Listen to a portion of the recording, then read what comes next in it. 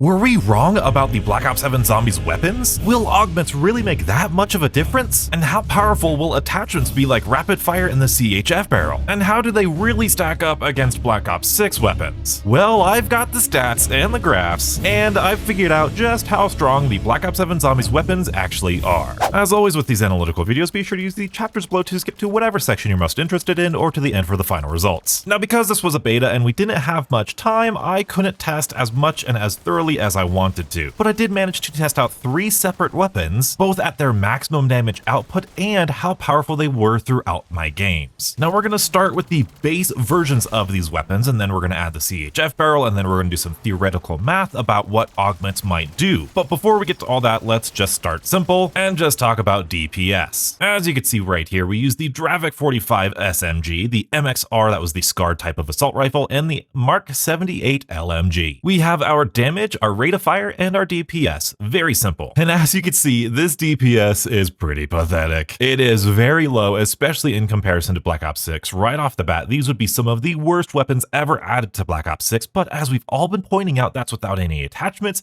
and that's without any augments. Now, luckily, I was able to get all of the SMGs and assault rifles fully leveled up, so I unlocked both rapid fire and the CHF Barrel. And with the CHF Barrel, these are the results that we got. And I'll be honest with you here, I also used rapid fire on all of these guns, including this base version here, but we'll talk about that later because some wonkiness happened with rapid fire. But you could see this greatly increased our damage. It was very strange. The SCAR type of assault rifle, the MXR, had the same exact maximum damage per bullet as the Mark 78 LMG. They have very similar rate of fires though, so that's not entirely uncommon. And they have very similar, I was going to say respectable, but they have very similar DPSs here too. So the CHF Barrel does help. In fact, let's do some math here. The CHF Barrel increases these damage numbers by 11% for the Dravik, 33% for the MXR. That's crazy. I checked my footage too, and you guys can check your footage or my footage or whatever, but that's the number that I got for both of these things. That CHF Barrel is insane. And then it increased the Mark 78 by 16%. Now, I might not be paying a good enough attention to the CHF Barrel in Black Ops 6, but that feels really strong to me. That is perfectly okay. I will 100% take that because we need all of the damage that we can get. But that is, of course, just the CHF Barrel and maybe rapid fire. Again, we'll get into it. Now we need to account for the augments. And there are some weird things I had to do because I tested all of this with all of the perks, including Deadshot. And because we only had the base version of these perks without the augments, I needed to do some weird math to figure out the original damage number and the original rate of fire before double tap and before Deadshot. And then once I got that base number, I would then add the 20% that we know from Deadhead, the 44% for double time, and the 10% for double or nothing. So that's why you see these two arrows going down, because I actually needed to remove the base damage increase from Deadshot, and then with that number, I would then add on 20% from that theoretical base number to get the real Deadshot number. If that didn't make sense to you,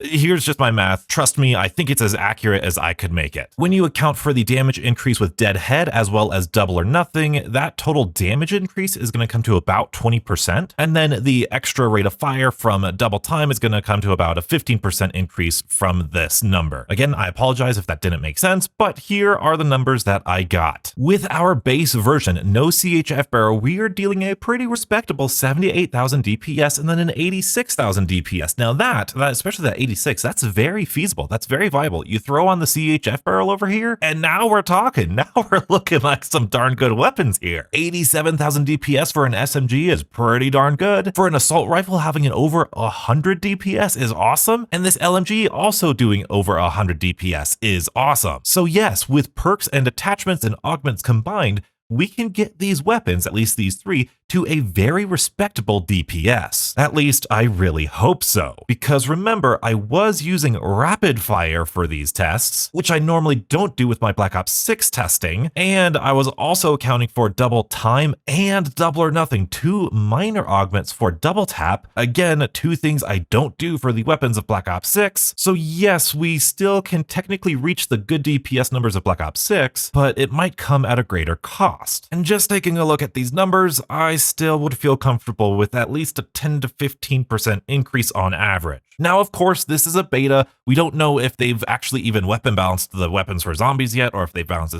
CHF barrel for zombies. This 33% increase is just insane to me. It's blowing my mind. And as we're about to see, I think there's something weird going on with rapid fire. Let's actually show you what I mean.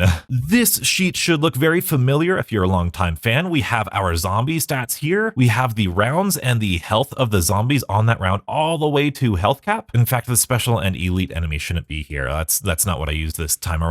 But then for our weapon, for the 3 weapons that we tested, I have the damage I was doing at whatever round. I have the rate of fire of that weapon at any given round, which from there I can calculate the DPS at that round. I can calculate the kills per second that you would theoretically do at that round, the shots to kill that you could do at that round. Very useful stuff. But you'll notice in a couple of these, this Dravik 45 starts with a rate of fire of 730, but then once I pack-a-punch it, strangely, it decreases in its rate of fire. And I put the footage side by side, and yes, the pack-a-punch version is shooting slower. Now, either that's a negative pack-a-punch effect, or maybe rapid fire is broken when you pack-a-punch things, because this happens again with the Mark 78, starting with a respectable rate of fire 712, but then decreasing all the way to 530 after you pack-a-punch it. Now, once you get double tap, that increases, but that's still slower than the rapid fire attachment had it shooting. Again, it's a beta, probably a bug, but please, Treyarch, if you're watching, that's pretty important information that rapid fire might not be working, or that the pack-a-punch actually nerfs your rate of fire. It's either that, or the way I've been testing at rate of fire is so broken that I'm getting all these consistent results. But I know this is a lot of numbers, so we're gonna move on to some graphs. All right, hopefully you guys can read these numbers. I'm trying to make it as readable as I can. I want you to pay attention of how really nice and clean these stair steps are. And worth mentioning, for the MXR, this is that SCAR type of assault rifle, I did use Chompy on purpose. I wanted to get a game in there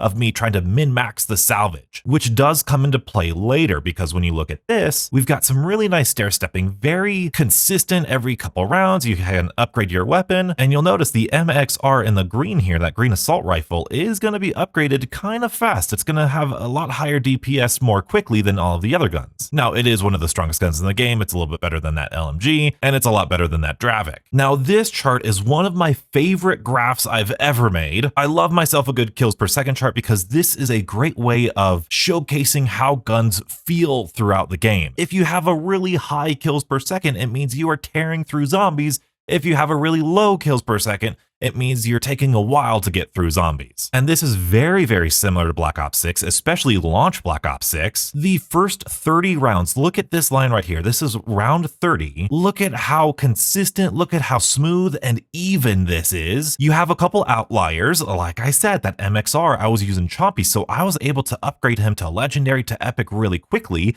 And as a result, I was able to get a lot of kills per second. Whereas with the other weapons, they were really consistent throughout, sitting between, I don't know what this would be, like a 5 and a 15, even 18 kills per second here. Actually, I can see there's 18 kills per second, 18, 6 at the minimum. Yeah, 6 at the minimum here, 6 at the minimum there. And then after round 30, we could see this start to completely fall off. Now, when you hit Legendary, and this is important if any developer is watching, hitting Legendary after round 30 takes us from a 4 kills per second all the way up to a 5 kill per second. So we're only, and there's a 5.5 kill per second all the way up to a 6.5 kill per second. So that Legendary upgrade at the end of the game, or the end of your progression, is only useful for 1 kill per second. And then by the time it gets back down to where is this, 4.23. So yeah, it's only useful for like 2 rounds. So once you upgrade your gun to Legendary, that Legendary upgrade is only going to be better for 2 whole rounds, at least in that case. Let's go 5-4. There goes, there's that. Yep, 2 more rounds there. Here, yeah, it's 2 more rounds here, but it is much more effective because it's much more earlier on. And this is why I think the developers changed the salvage, because like we said in Black Ops 6, if you watch that video, your last salvage increase or your last power increase is going to be in between 20 and 30, like at 25 or so. And then after round 25, it's just going to be a constant downward trend towards health cap. But Elongating the progression means that you are going to get a little bit of an increase to your damage after round 30, which in theory is good, but as we see here from the jump up it makes you, it doesn't make that much of a difference. Now that might not be a fair comparison, because as I'm looking at this, any sort of upgrade that we do, like here's the MXR, then we pack a punch it or something way up here, and then 2 rounds later, we're still lower than this. So that might not be a good barometer to really check, but it is very interesting. And this is also a perfect picture of hitting the wall at round 30 or 35, because after a certain kills per second, the guns just start to feel pretty bad. And for us, I've noticed, and this is really cool, I've noticed that the community, even though they don't know this, the community generally tends to like guns that kill 3 zombies per second. And so these weapons at round 35, 36, they're starting to kill around 3 kills per second.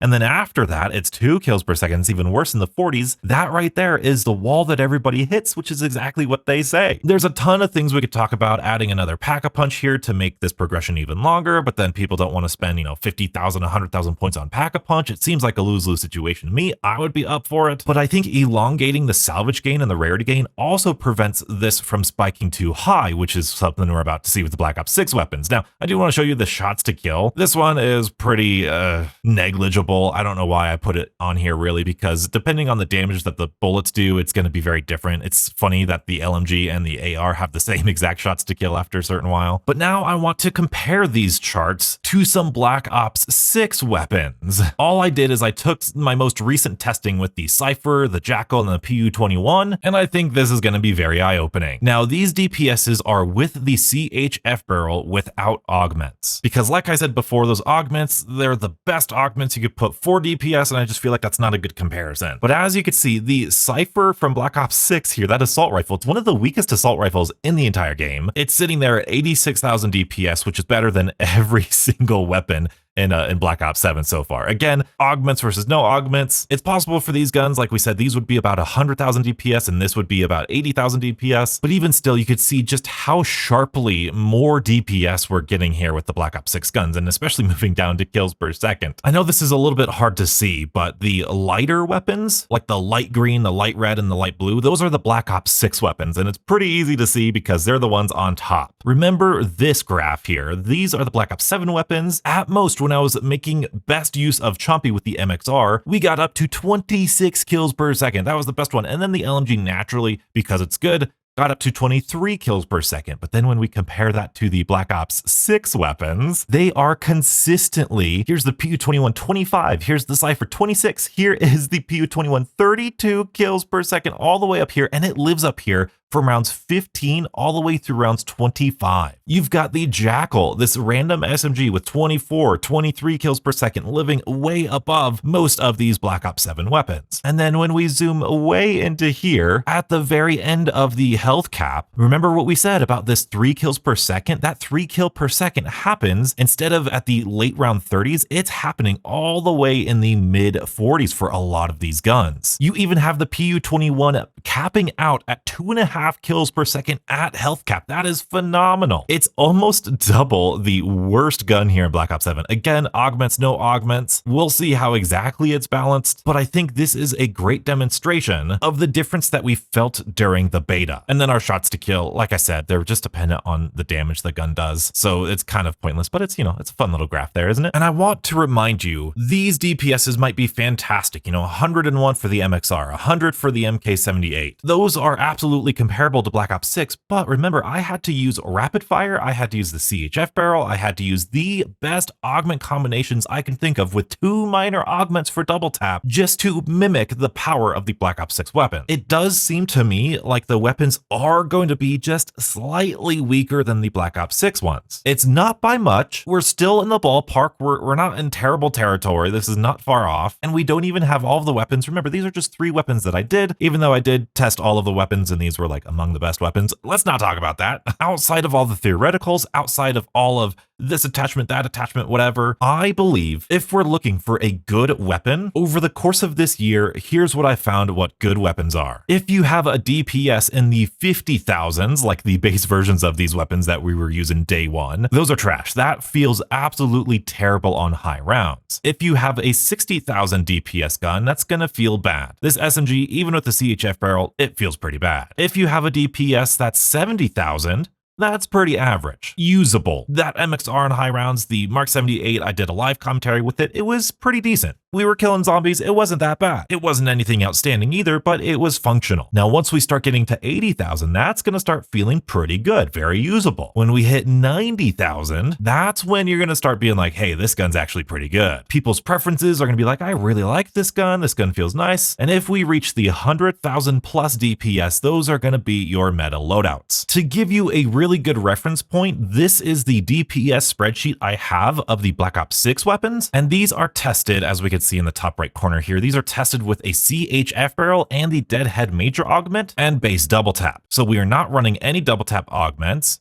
We don't have rapid fire on or vulnerabine. And as we scroll down through this, you can see a lot of these guns, especially the SMG's assault rifles, are sitting in that 80,000, 70,000 range. Those are fairly functional, very usable. Then you've got some standouts like the brand new MP40. The AS Val is awesome, 109 DPS. Like I said, that's meta changing. You've of course got the Maelstrom with over 100,000 DPS, the Dragon's Breath extending that range a little bit more. PU21 coming in 103,000 DPS. Again, you could also put on rapid fire and the double time augment or double or nothing to increase this damage and rate of fire even further. You've got some bad weapons like the Sarkov sitting at 60,000 DPS, which mind you, is better than all of the weapons without their attachments at its base. Of course, the raw DPS isn't everything like we see with the sniper rifles. You also have the penetration damage and the collateral damage. There's a lot of things to balance this. But to recap here, are the Black Ops 7 weapons as bad as we think? Theoretically, no. In fact, theoretically, with the best augments and attachments, including rapid fire, the CHF barrel, the best damage increasing augments we have available to us, they can be really respectable weapons and fit right in with Black Ops 6. But that is also me calculating the best possible scenario, which leads me to believe that yes, the Black Ops 7 weapons still need at least a little bit of a buff. In terms of specifics, I have no idea. The beta's over. My math might be wrong. You might not have even balanced the weapons yet, but this scale of DPS I think is really important. And if any developer wants to check their numbers, calculate their own DPS, I think having a variety of weapons across the scale of DPS ranges while having a fair amount in the good, great, and meta categories would be awesome. I do believe there is a bug with the rapid fire attachment because once you pack a punch your gun, if it has rapid fire, I didn't really test it without rapid fire, it seemingly lowers your rate of fire. Please let me know if I've done something wrong. Please let me know if I mentally forgot about something or didn't calculate this right. Please check my math if you want to. But if you want to see one of these guns in action, at health cap, I took our beloved Mark 78 LMG, which has a secret pack-a-punch ability all the way to health cap. Be sure to check it out here